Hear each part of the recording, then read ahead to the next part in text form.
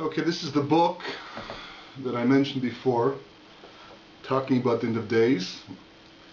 View of our time is based upon our unrevealed and inner teachings of Torah.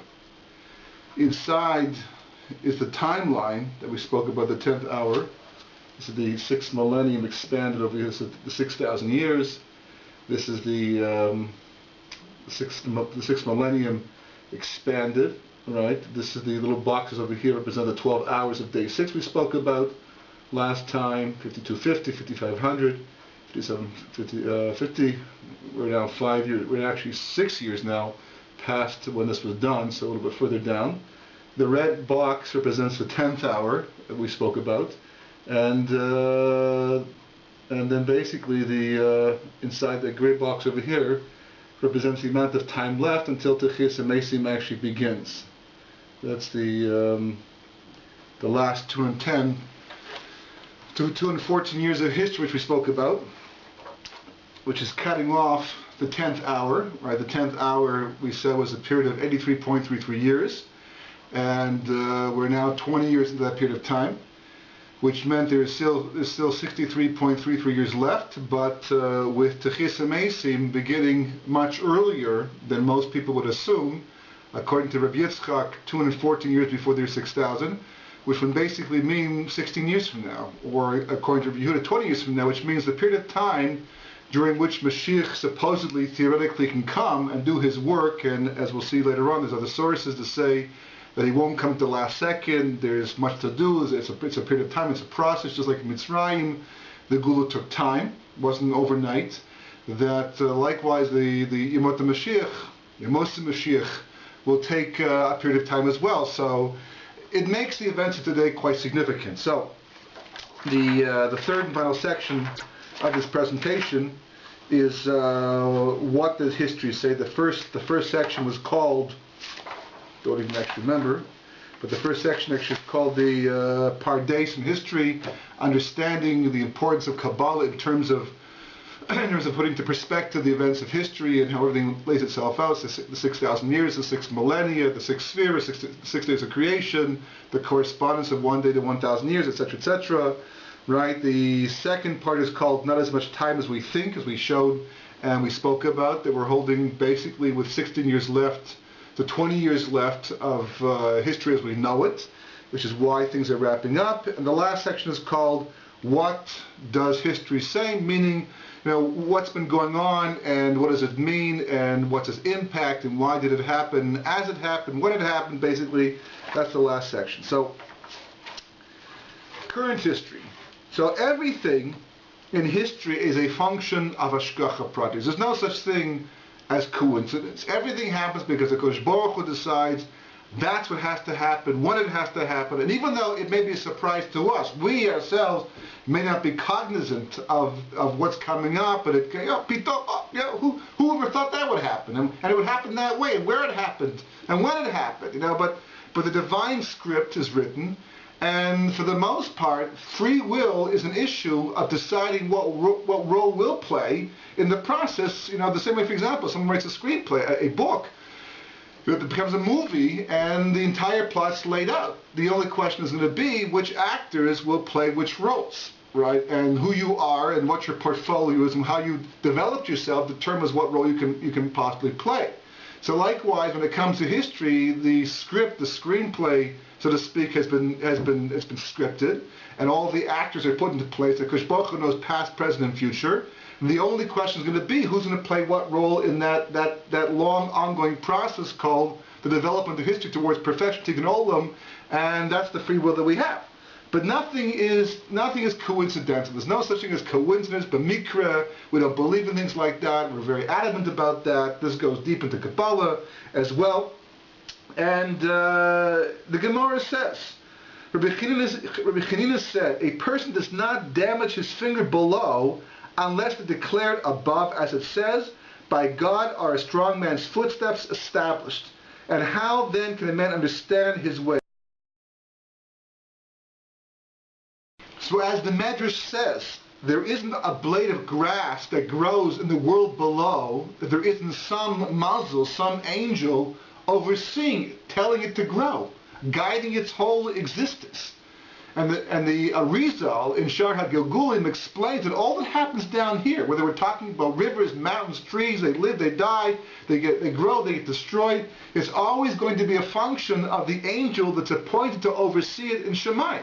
Whatever's happened to something down here, it's because it's happening to the angel over this thing up in Shemayim. So there's nothing in this world that happens b'mikra, as a coincidence, randomly. As far as we're concerned, everything is a function of the Ratzon of HaKadosh Baruch Hu. So therefore the Gemara says, right, Ein od milvado, there's no one else but HaKadosh Baruch Hu. He runs everything, he runs the entire show, and there's no other force to not subscribe everything, or ascribe everything to HaKadosh Baruch Hu, by definition is a function of Avodah Zarah, of idol worship, because there's no other power but Hashem. That's what the Shema tells us, right? So the Leshem writes, a mazel has been established for each person regarding his life and sustenance from the time he was born until the end of his life. Each person's mazel is different from another person's mazel. All of it is based upon God's hidden guidance, a function of kavshei rachman, which we find a term used in the Gemara and Bruchas on Yud Amud Aleph, when Chizkiah is being told by Yeshaya that he's going to die early because he chose not to have children, because he knew that Menashe would turn, his son Menashe would turn the country away from Torah for 33 years, and to prevent that, he tried not to have a son. And Yeshaya says, mind your own business. That's the mysteries of HaKadosh Baruch Hu. It's a mitzvah to have children. You have to have children. The hashgacha pratis. You do the best you can to raise your children, but whatever happens, after you've done the best you can, it's hashgacha pratis. It's all hashgacha pratis, right? So, which is not revealed to any living being. It is the basis of why good or bad can occur for a righteous person, which Moshe Rabbeinu asked to understand when he said, "Make your way known to me." He wanted to understand, Tzaddik v'Ralo. Why did bad things happen to good people? Because Baruch Hu said, no, can't answer that question. According to Rabbi Meir, his request was not fulfilled. For God answered him, I will be gracious to whom I will show favor, and I will be merciful to whom I will be merciful. So that's part of the way that God runs his world, is to translate his will into reality in such a way as to make it seem predestined. It's always involved, right? But it looks predestined, built into the system of creation as if it is on automatic pilot, right? Which is not true. This is, according to Kabbalah, right, the system of cause and effect by which creation functions. The only thing is that as a function of Torah, a Jew can rise above his mazel, as the Gemara says. Rav Yehuda said in the name of Rav, from where do we learn that the Jewish people are not subject to mazel? Right? That we can, ein mazel Yisrael, we can rise above mazel. So it says, the pasuk says in Bereshis, God took Abraham outside. Abraham said before the Holy One, blessed is he, master of the universe, the overseer of my house. Eliezer is going to inherit me because I have no children. I have no one to give it over to. He answered him, only that which comes out from your belly. Right? In other words, you're going to have a son. Eventually, don't worry. Right? How did Abraham know he would have no son? So the answer is because he looked into the mazalos. Abraham was a real astrologer. They knew how to read the stars and the destiny that was written within them. Right? So it says, he said before, but master of the world, I saw through my astrology that I am not fitting to have a son. He answered him, leave your astrology. Right? So playing the pasuk, right, to go out. For there's no mazel for a Jew.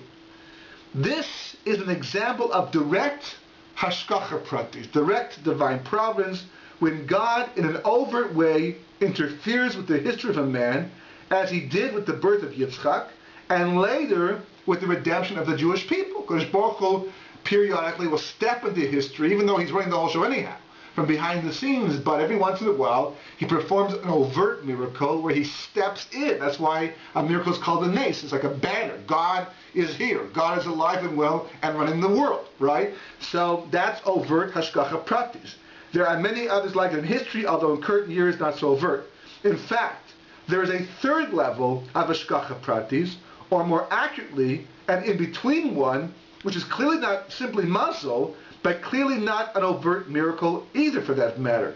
At best, it only hints to God's direct involvement in history, but if it is an accurate hint, it's accurate, then it is also an important message about what is going on in history at that time, a special message from God. These are the events that catch our attention. The question is, how does one know, right? How does one know that the events of his time are unique in as much as they are a direct message from heaven about the direction of history? That's the question we're asking right now. Right?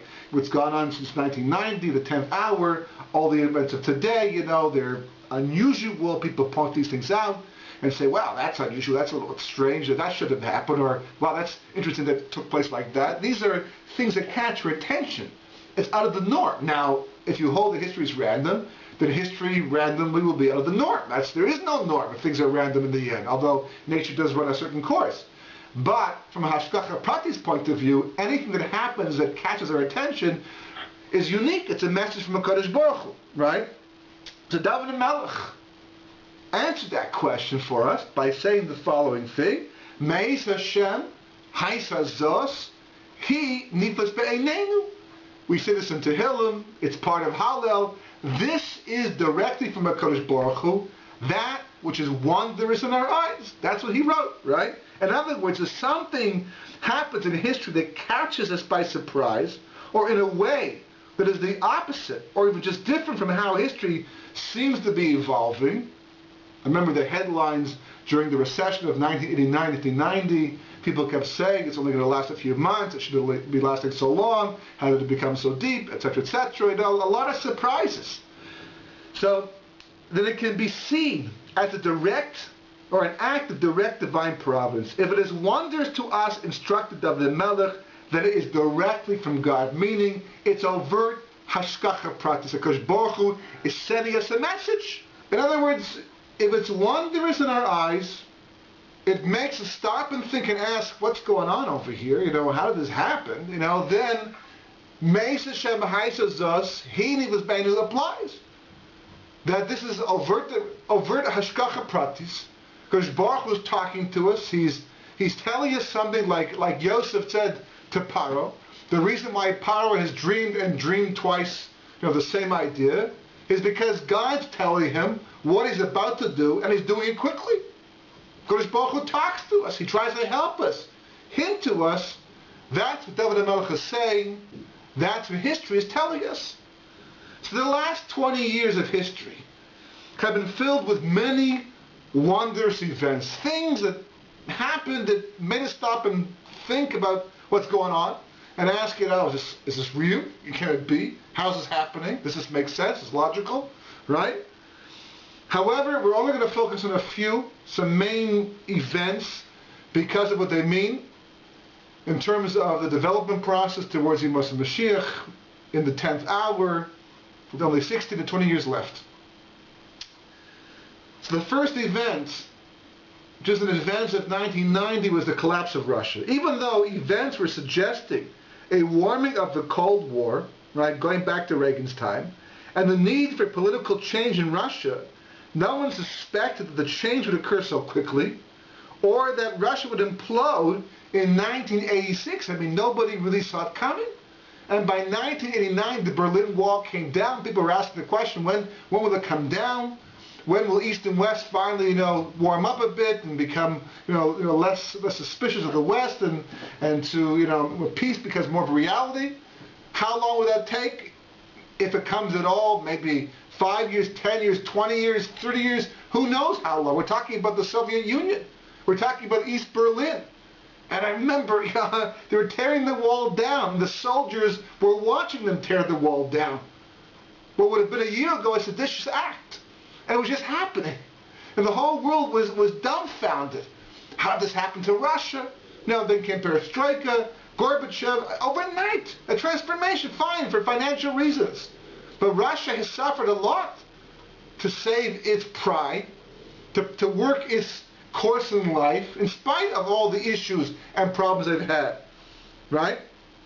So, the most amazing aspect, this is very important, this is very key to the entire thing, because if you recall, as the lesson points out, that 1990 57, 50, or even as early as 1986, according to Rabbi Yitzchak, 40 years in advance of Techiyas Mesim, is going to be the beginning of Kibbutz Galius. And the most significant aspect of the collapse of Russia was how for the first time historically, millions of Jews who were trapped in Russia because they were Jewish and they could not get out, and if they tried to get out, they lost all their possessions, and they had nowhere to go, and it was terrible. If they could get out, I remember marching downtown against Kosygin and trying to convince the authorities, the oppression Russia, to let Jews emigrate. It was almost impossible. And all of a sudden, in 1986, out of nowhere, Ronald Reagan, which is probably one of the reasons why he had such an honorable burial from Hashgacha Pratis point of view, because from heaven's point of view, there's a man who worked, one of the top things in his list of priorities when he went to Russia to discuss perestroika, what's happening, was let the Jews out, let the Jews finally emigrate, and to leave Russia. And millions did. Millions still stayed behind. What can you do? Millions stayed behind in Mitzrayim too, right? Or wanted to stay behind Mitzrayim, were killed in the plague of darkness, right? But they got out. And the whole thing, for all we know, took place just for that reason. And there was Meis Hashem Haisazos. He was being named. People asked the question, why? How did it happen? Why did we see it coming? Where was the CIA?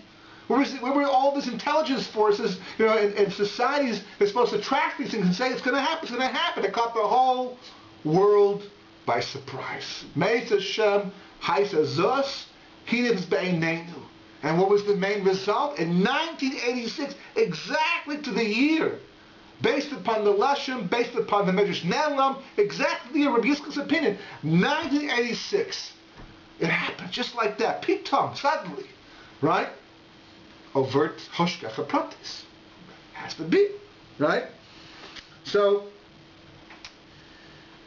as far as Hashgacha Pratis goes, so a person can ask the question and say, okay, fine, they didn't all come to Israel, first of all, and second of all, there's still millions of Jews all around the world, right? Nefesh b'nefesh had not yet come into existence yet. This is clearly part of the global picture, maybe part of our time frame. It may be a household term as far as we're concerned, but from a historical point of view, standing back, Nefesh b'nefesh has been a very significant impact. It's an unusual concept, unparalleled in history.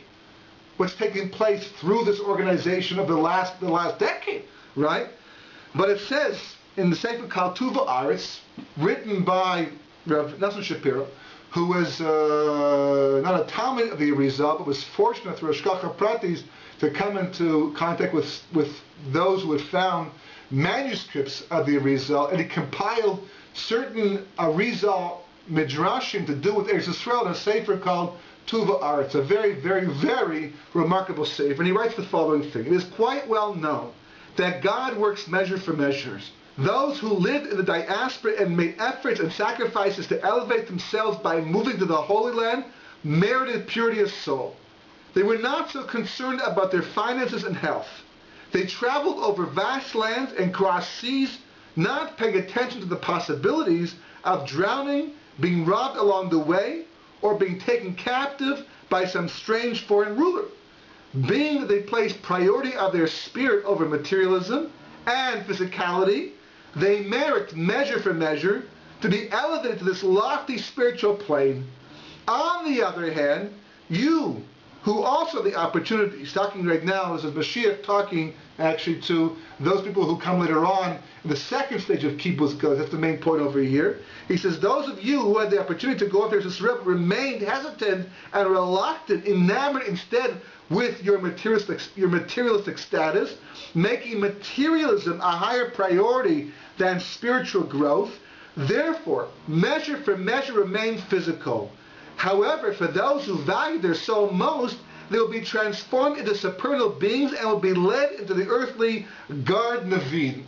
This is Tuva Aretz, praise of those who dwell in Eretz Yisrael at the time of Mashiach. In other words, the point being made over here is that even though the Torah speaks about Kibbutz Galius, it seems from the Midrashim that there are two phases of Kibbutz Galius.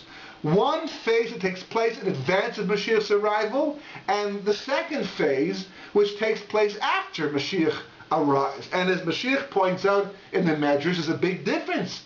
Those people who did it with Mesiras Nefesh, knowing Eretz Yisrael is the place to be, a Jew, and to fulfill yourself and come close to God and sacrifice material comfort, as we see is the case, right? In general, people sacrifice a tremendous amount physically, materially to be in Eretz Yisrael. They made that sacrifice. They put a lot on the line because they want to be close to Kodesh Baruch Hu and be on the land of their forefathers. They are the first stage of Kibbutz Galus, and that takes place up until Mashiach actually reveals himself and brings an end to history as we know it. And the second phase, which seems to be the majority of the Jews come after, and as a result of that, they do not get the same privileges in Yemot Mashiach as those who came before Mashiach announced himself and revealed himself and brought the Jews back to Israel, right? So clearly the collapse of Russia plays perfectly time-wise into the whole issue of Kibbutz Galus, right? A second event that took place over the same time in 1988, really also out of nowhere. No one saw it coming, and not just that, but the change in the PR environment from going from being the Goliath to the David, where they literally switched things around. The PLO was able to look like the underdog and the victim as opposed to the Jewish people, totally against logic, becoming the Goliath, becoming the bad guy in the story. All of this is very, very bizarre, right? So what's interesting is that there's a medrash that actually says something, was written a long time ago, based upon the actual Gemara. Again, Meisa Shem Haisa Zos, He Niflas Beinenu. We didn't see it coming. 40 years exactly, which is also a very significant number in terms of gestation and development from a Torah perspective. 40 years in the desert, 400 years in Mitzrayim, right? It's always an important number in terms of development. So 40 years, basically to the day, Kimat, that the Intifada actually began in 1988, the first phase of the Intifada, right? And there's a medrash that actually says the following thing. Rabbah Bar Chana, a lot of stories are all written around him. Once I was going on a boat and I saw a fish upon whose back grass was growing. Big, huge fish, fish with grass growing on his back. Was a story actually true? It's really irrelevant. The moral, it's what counts over here. We alighted. We thought it was an island. We alighted. We baked and cooked upon it.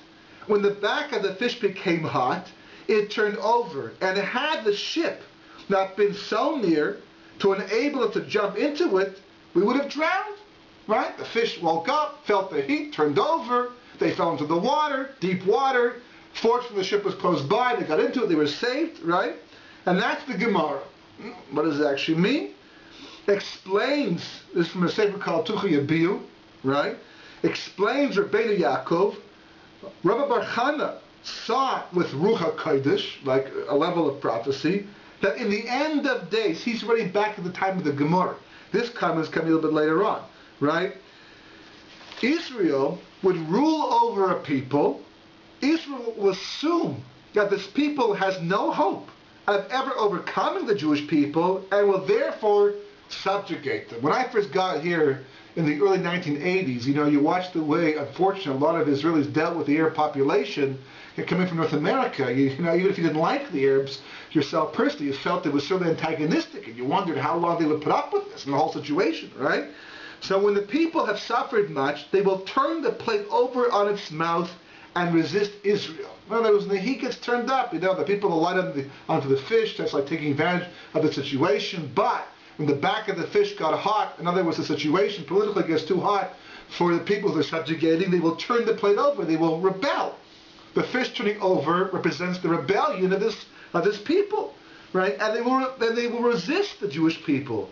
If Mashiach is not close at hand, that's the boat, right? The boat was ready. If it's ready, it's great. Mashiach's ready, good.